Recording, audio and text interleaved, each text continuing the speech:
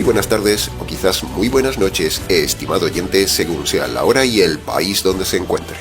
Les habla nuevamente el pastor bautista Nikos Ricoy, director del programa Encuentros y pastor general de las iglesias del Ministerio Tinajas, desde aquí, en Valencia, España. Saludamos como siempre a todos nuestros seguidores y les damos la bienvenida una vez más a nuestro nuevo programa semanal Encuentros.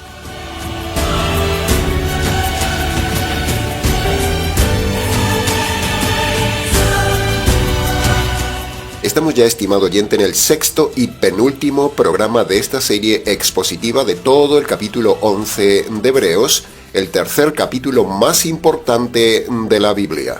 En lo que llevamos de viaje, no solo hemos analizado literalmente el significado de cada versículo, sino que también hemos hecho la aplicación espiritual de cada versículo. Y a la vez, también hemos ido tocando otros temas paralelos oportunos que surgían del versículo. De esta manera le hemos estado enseñando cómo se hace el verdadero estudio de la palabra de Dios con el maravilloso método expositivo y la ayuda de las leyes de la hermenéutica. De esa manera, nadie le engañará con doctrinas falsas y a la vez usted disfrutará de sumergirse en el estudio personal de la palabra de Dios. Bien, habiendo dicho nuestra clásica introducción del tema, vayamos entonces ahora al estudio de los versículos 30 al 38 de este capítulo 11 de Hebreos.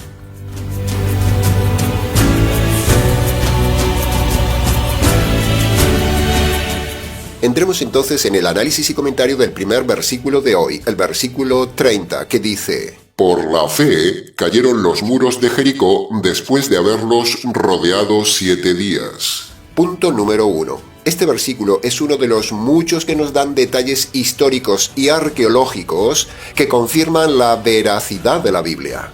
Aunque tenemos un vídeo en el canal con los pilares que confirman que la Biblia es la verdad, entre ellos la historia y la arqueología, en este caso puntual le decimos que si los arqueólogos seculares confirman lo que dice la Biblia sobre Jericó, entonces lo espiritual en torno a Jericó también es verdad. Punto número 2. Ahora, en el plano espiritual, ¿qué nos enseñan esas ruinas históricas que están ahora, en el día de hoy, incluso en Jericó? Pues la enseñanza en torno a la historia bíblica de Jericó es que el impío un día será destruido por su rebelión contra Dios, así como sucedió aquel día físicamente con Jericó, que, en su orgullo, Jericó no quiso rendirse ante Dios. Un día también sucederá así con todo hombre rebelde que no salga por su cuenta del Jericó actual y no se humilla ante el Dios de Israel. Jericó es el símbolo del mundo. Y por lo que vemos, Dios no amó a Jericó. ¿Dónde está el amor de Dios en Jericó, estimados pastores amorosos? Que vengan los defensores del amor de Dios y busquen en la historia de Jericó aquello de: Dios te ama y tiene un plan maravilloso para ti, Jericó. ¿Se había dado cuenta, estimado oyente, que los espías del pueblo de Dios no fueron a predicar el amor de Dios a Jericó, sino más bien la ira de Dios sobre Jericó? ¿Piensa usted que Dios ahora es más amoroso con el Jericó actual que con el Jericó de aquel entonces? La doctrina de Dios te ama es una de las mentiras más grandes del universo religioso. Le han engañado con eso, estimado oyente. Dios no ama al hombre, Dios aborrece al hombre. El hombre de hoy es tan pagano como los hombres de Jericó de aquellos días. Por lo tanto, el Dios que no cambia castigará un día también con su ira al moderno Jericó actual. Salga de Jericó, estimado oyente. Los 7 días que Dios le concedió en paciencia a Jericó equivalen a los días de paciencia que Dios le tiene al moderno Jericó de hoy. Dios no ama al hombre, Dios es juez, Dios solo tiene paciencia con el hombre. ¿Se quedará usted dentro de los muros actuales del moderno Jericó o saldrá usted de Jericó? Si usted no sale de este moderno actual Jericó, usted un día padecerá en la destrucción eterna. Punto número 3. Este versículo, como muchos versículos más, mal tomados del Antiguo Testamento, son usados por los pastores falsos de la prosperidad para engañarle a usted, haciéndole creer que usted también puede hacer caer los muros de su propio problema en su vida, orando a Dios y dando 7 vueltas en su habitación. Pero eso es falso. Es más, eso es ridículo. Ya lo hemos dicho muchas veces en el canal. Los pastores que usan estos versículos de Victoria de Israel le están engañando, porque estos versículos no son para todo el mundo, no son para la iglesia, no son para el cristiano, no son para ahora, no son para usted. Solo fueron pasajes para aquel entonces para Israel y de forma puntual. Cuando un pastor lobo le espiritualiza este pasaje diciéndole que usted debe ser como Israel, como Josué, como un campeón, le están engañando.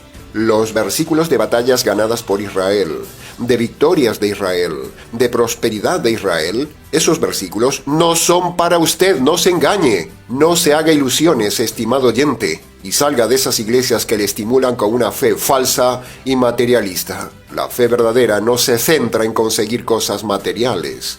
La fe verdadera se centra en conseguir la madurez espiritual y no la libertad financiera. Buscar la libertad financiera es solo materialismo, es pecado. Cuando un pastor lobo le redirecciona pasajes como estos del Antiguo Testamento para que usted crea que puede tener victoria material, o cuando le dicen: Dios es más fuerte que los muros de su vida, hermano. Si Dios le ha dicho en su palabra que haga algo, hágalo, hermano. Dios no es hombre para mentir, así que declare, proclame y use el nombre de Jesús, y usted vencerá sus mayores obstáculos. Sus victorias en Jericó, hermano, solo se obtendrán cuando usted sea fiel a diezmar a Dios y a obedecer como lo hizo Israel. Y que usted, hermano, está librando las batallas de Dios. A ver, ¿quién dice amén?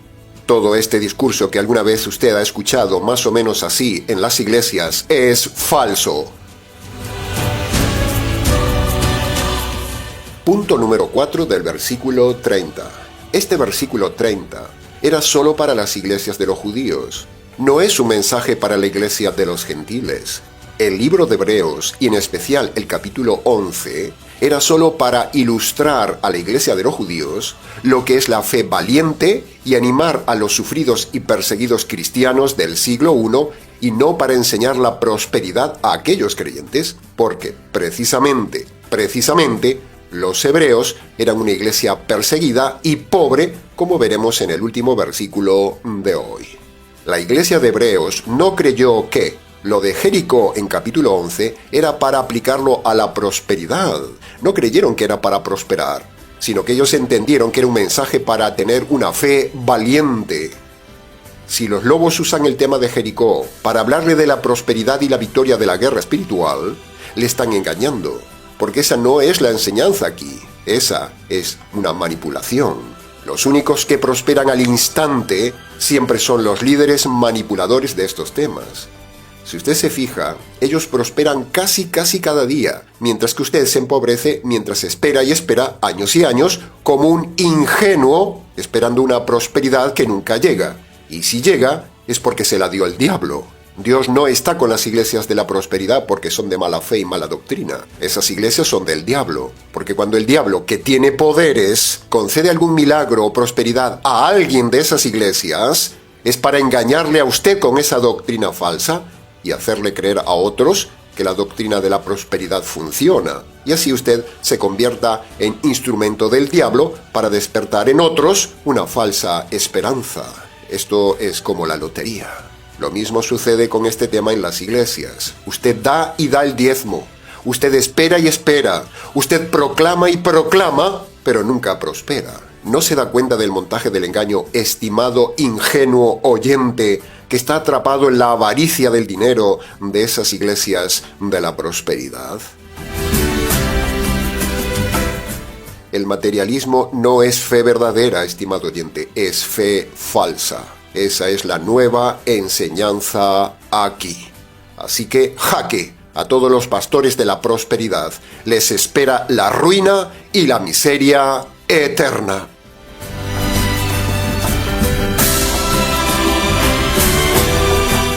Entremos ahora en el análisis y comentario del versículo 31 que dice: Por la fe, Rahab la ramera no pereció junto con los incrédulos por haber recibido y escondido a los espías de Israel.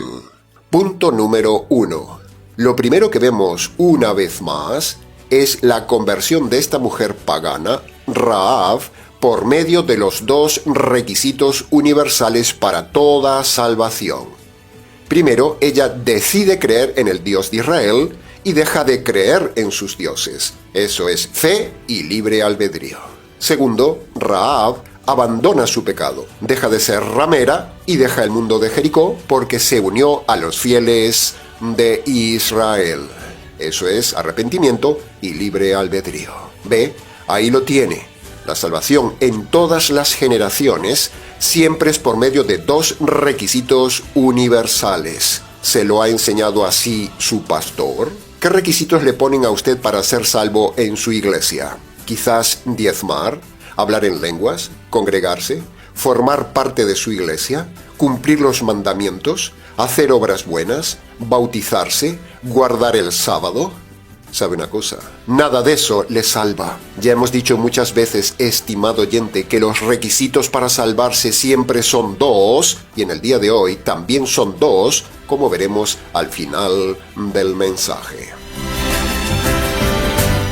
Punto número 2 del versículo 31. Escuche bien ahora lo que voy a decirle. Será algo impactante. Será algo que no ha escuchado nunca. Será algo que su pastor no le ha enseñado nunca. Será algo que le dará paz y será algo nuevo pero bíblico. Escuche bien, mentir no siempre es pecado. Sí, ha oído bien. No se lleve las manos a la cabeza y no nos interprete mal. Una enseñanza muy importante que vemos aquí, que incluso puede escandalizar a muchos que lo escuchen, pero ese no es nuestro problema, es que mentir no siempre es pecado, como vemos aquí con Rahab. Si usted analiza con cuidado el relato, usted verá que Rahab mintió deliberadamente y vemos que Dios la bendijo por esa mentira. Así que escuche bien esto, estimado oyente. Escúchelo bien para que le quede claro, para que no nos malinterprete y para que usted le ayude y sea libre. La verdad hace libre. Este pasaje nos enseña que usted puede mentir solo, escuche bien, solo cuando es para evitar una injusticia. Se lo repito, una persona no peca, puede y debe mentir si es para evitar una injusticia, para evitar un delito, como en este caso con Rahab. Rahab, con su mentira, evitó que mataran a dos hombres de Dios y que Israel pudiera obtener la batalla sobre los idólatras y los malos hombres de Jericó. La Biblia dice, no mentirás, sí, pero cuando la mentira evita un delito, evita un pecado, evita que el perverso haga de las suyas, entonces mentir no es pecado. Si usted miente en defensa propia y de su familia ante un delincuente, eso no es pecado, como vemos aquí. Si una mentira evita una injusticia, usted debe mentir. No puede decir la verdad porque sería cómplice de ese delito, tal como lo sería aquí si Rahab dijera la verdad.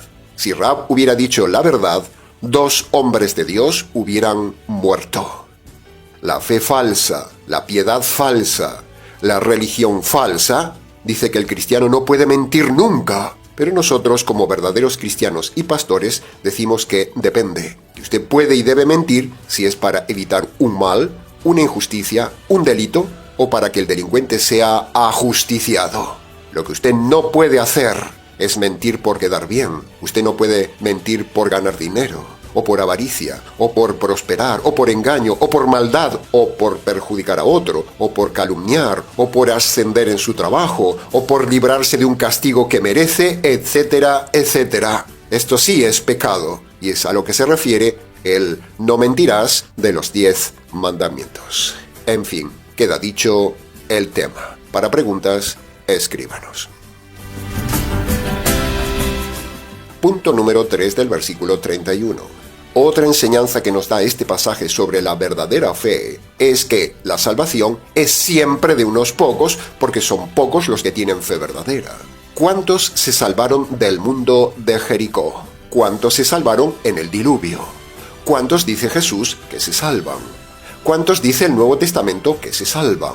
Siempre dice pocos. Y pocos es pocos. Y lo mismo sucede hoy. Y es normal que sean pocos los que se salvan, porque la radicalidad de la Biblia y la fe verdadera, junto con el orgullo de los hombres de no admitir que están errados y perdidos, y junto con la comodidad de su pecado, todo eso no permite que sean muchos los que se salven. Son muchos los religiosos, eso sí, pero pocos, muy pocos, son los que se salvan, como vemos una vez más aquí, en este caso de Jericó. ¿En qué grupo está usted, estimado oyente?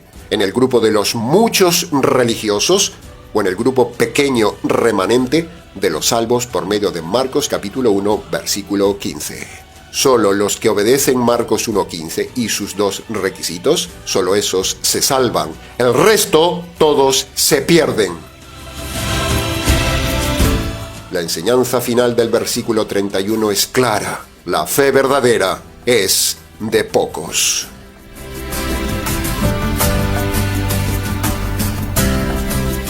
Entremos ahora en el análisis y comentario del versículo 32 que dice: ¿A quién más mencionaré como ejemplo de fe? Me faltaría tiempo para hablar de Gedeón, de Barak, de Sansón, de Jefté, así como de David, Samuel y los demás profetas. Punto número 1. Ante este pasaje se nos plantea el siguiente dilema teológico. ¿Podemos nosotros cuestionar lo que escribieron los apóstoles en la Biblia? Bueno, en el Ministerio Tinajas decimos que sí. De hecho, varias veces en el canal hemos cuestionado conducta y doctrina de los apóstoles. Por ejemplo, aquí vemos que el autor de la carta a los hebreos pone como modelo de fe a una serie de hombres que en realidad no son modelo de nada. Más bien sus vidas han demostrado una fe inmadura. Hubo otros hombres con mejor ejemplo de fe, como por ejemplo Job, o como algunos pocos reyes de Israel, dignos de imitar. ¿Pero estos? Punto número 2. Cuando vemos la vida de estos hombres en el Antiguo Testamento, vemos que eran hombres de fe verdadera en el Dios verdadero, pero no eran hombres de conducta verdadera. Entonces, por pura lógica, concluimos que el modelo de fe verdadera debe ser conducta verdadera y doctrina verdadera, cosa que no tenían estos hombres del versículo 32. Solo tenían la mitad, tenían fe verdadera, pero incluso a veces tenían fe inmadura, y sus obras eran cuestionables. Entonces, ¿cómo el apóstol los pone de modelo? En el Ministerio Tinajas creemos que estos hombres que nombra el apóstol aquí, fue un error haberlos mencionado. Es más, sus vidas son más bien para evitarlos, no para imitarlos. ¿Quién quiere ser imitador de la fe floja de Gedeón? ¿Usted? ¿Quién quiere imitar a Barak con su cobardía como hombre? ¿Quién quiere imitar el terrible error del juramento de Jefté que nadie le pidió que hiciera y que perjudicó a su hija? ¿Quién quiere imitar la vida inmadura y libertina de Sansón? ¿Quién quiere imitar el adulterio de David y otros errores como padre y como rey? ¿Quién quiere imitar lo poco estricto que fue Samuel en su disciplina con sus hijos? Por lo tanto, nos preguntamos, ¿por qué el autor de la carta a los hebreos nos nombra a estas personas como modelo de fe? ¿Por qué? Pues estudiando el tema, solo caben dos hipótesis. Primero, fue un grave error del apóstol en darnos como ejemplos de fe a esta gente inmadura. Hubiera sido mejor no escribirlos, porque tenían una fe inmadura y su conducta no era intachable. Entonces, ¿para qué nombrarlos como hombres de fe? La segunda hipótesis es que esa lista nos fue dada para evitar ser como ellos en su fe inmadura. La fe verdadera, íntegra, radical, comprometida, no solo de boca, como decía Santiago, sino que la verdadera fe de un verdadero convertido, de un verdadero cristiano, se ve en su doctrina perfecta y en su conducta perfecta, íntegra, radical e irreprochable. ¿Cómo es usted, estimado oyente, en su fe y en su conducta? ¿Tiene usted solo teoría de cristiano o tiene usted fe verdadera y conducta verdadera? Para nosotros, estos hombres del versículo 32 no son ejemplo de nada para nuestra vida espiritual. Al contrario, discrepamos con el apóstol porque todos estos hombres no son ejemplo de fe a imitar, que conste en acta.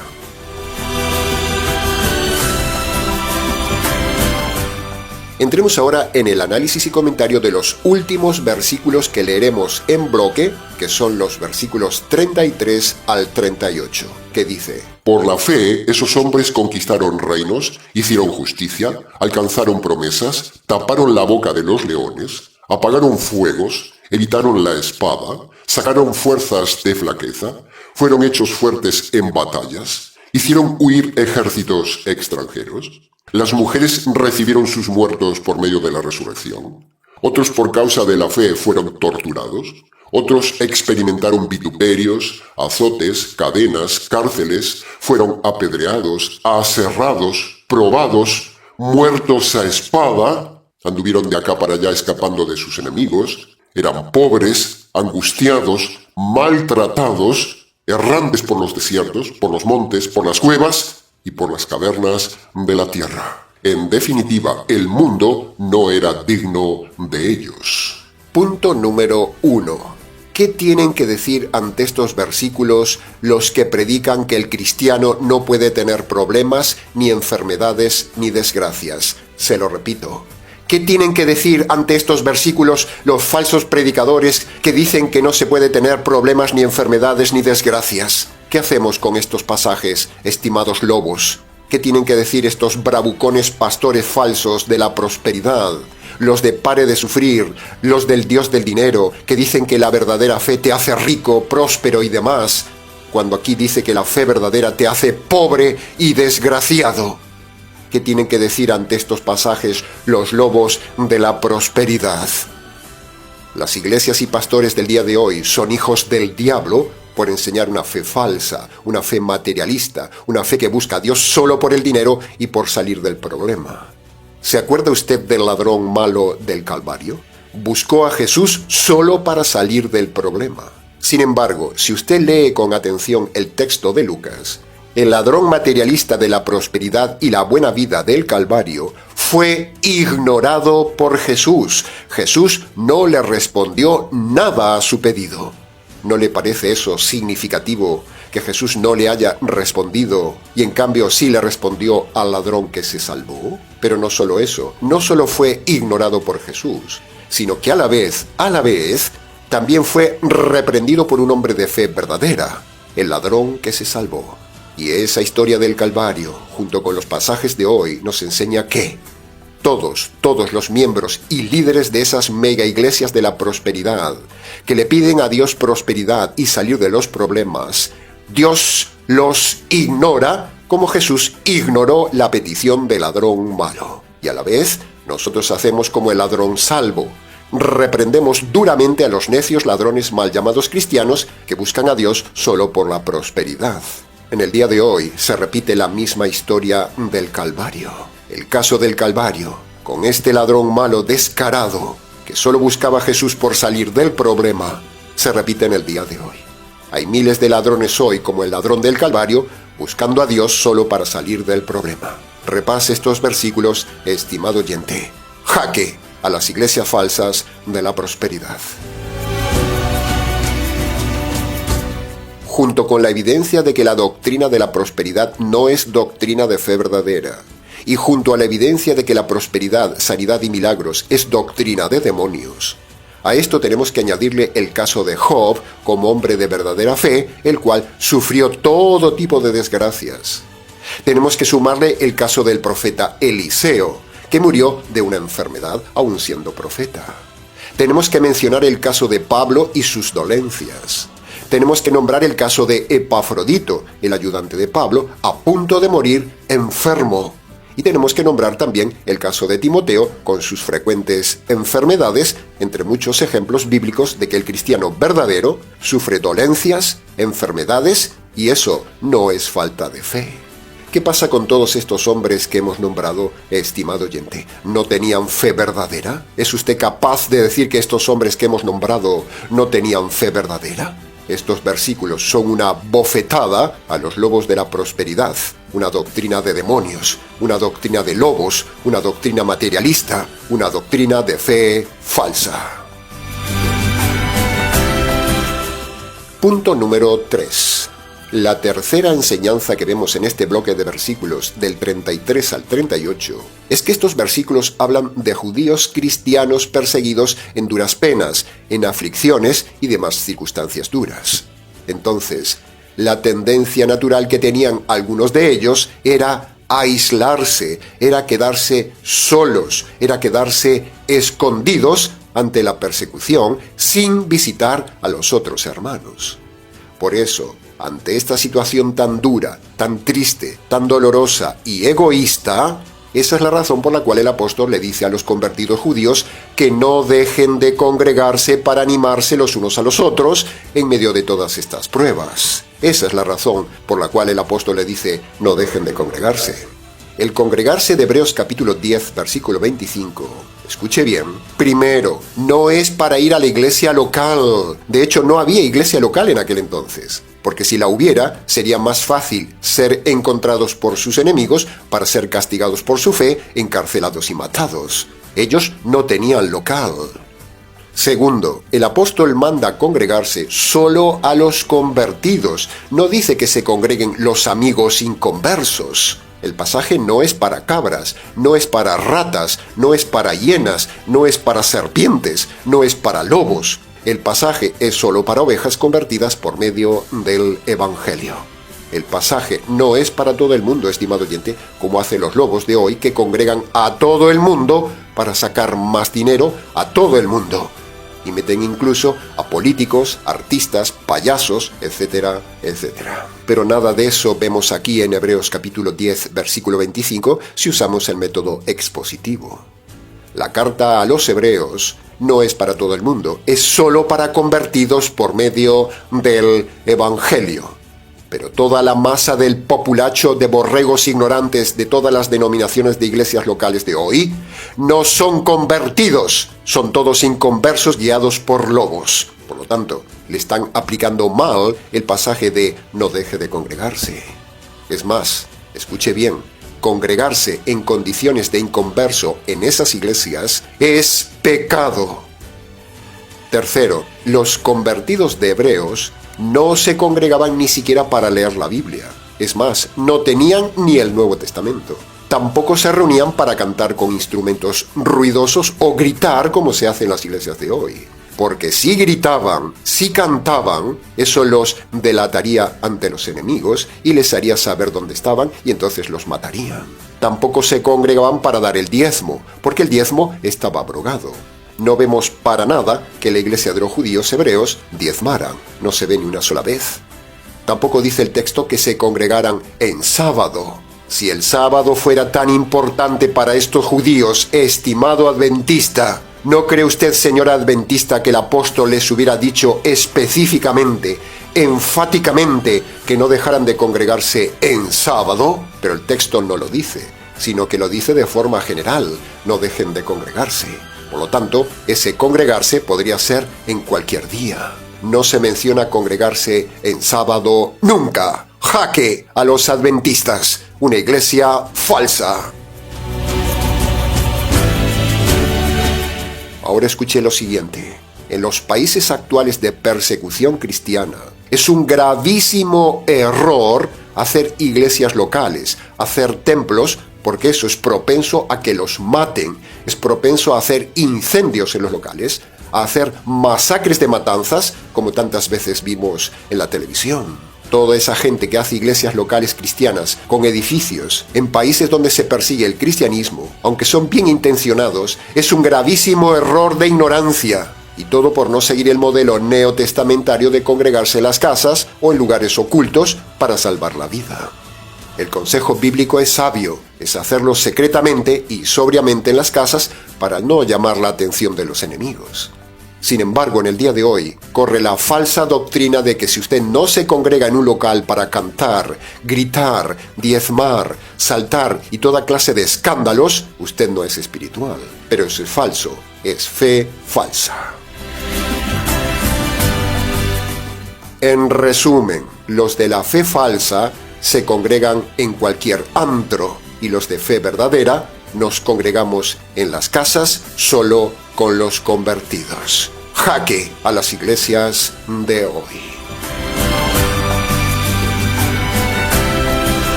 Ahora, llegando casi al final de este mensaje y redirigiendo el tema de hoy al punto central más importante de todo predicador, el mensaje de salvación, le decimos lo siguiente. Para que usted sea perdonado del pecado de no creer que la Biblia es la total e infalible palabra de Dios. Para que usted sea perdonado de estar en una iglesia de la prosperidad, sanidad, milagros y pare de sufrir. Para que usted sea perdonado por tener una fe errada con doctrinas erradas como diezmar, ayunar, congregarse, el sábado, etcétera, etcétera. Para que usted sea perdonado por congregarse donde no tiene que congregarse. Para que usted pueda tener el perdón de todos los pecados de su vida. Y para que usted pueda tener la salvación de su alma, para todo esto, usted tiene que obedecer los dos requisitos universales que Cristo manda para salvarse en Marcos capítulo 1, versículo 15, tal como usted tiene en pantalla. El primer requisito es el arrepentimiento, y el arrepentimiento tiene dos partes. Primero, usted debe reconocer de forma concreta sus pecados delante de Dios y luego debe abandonar los pecados que esté cometiendo en el tiempo presente. El segundo requisito es creer el Evangelio, y esto tiene tres partes. Primero, usted debe reconocer que merece la justicia de Dios por sus pecados. Segundo, usted debe reconocer que esa justicia le cayó al Señor Jesús en la cruz. Y tercero, usted debe agarrar por la fe esa justicia caída sobre el Señor Jesús.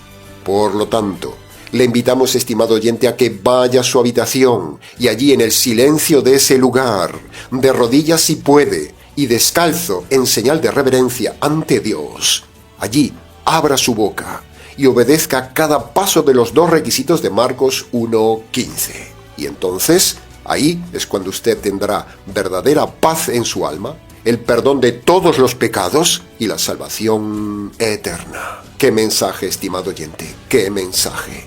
Aprovéchelo. Bien, hasta aquí con el mensaje de hoy. Para preguntas del tema, si quiere, escríbanos. ministeriotinajas@gmx.es.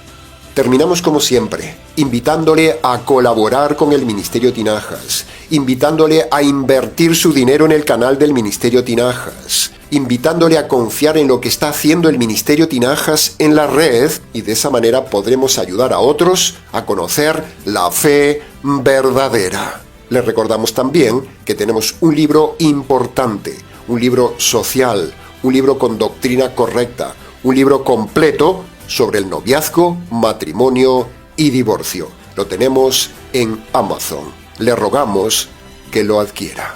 Abajo en la descripción del vídeo tiene el enlace. Bien, nada más por hoy, estimado oyente. Hemos llegado al final de este mensaje. Les ha compartido este nuevo mensaje quien les habla, el pastor bautista Nikos Ricoy, expositor bíblico del Ministerio Tinajas, desde aquí, en Valencia, España. Será entonces con el gusto de siempre, hasta el próximo y último mensaje de la serie, aquí en nuestro habitual programa semanal Encuentros.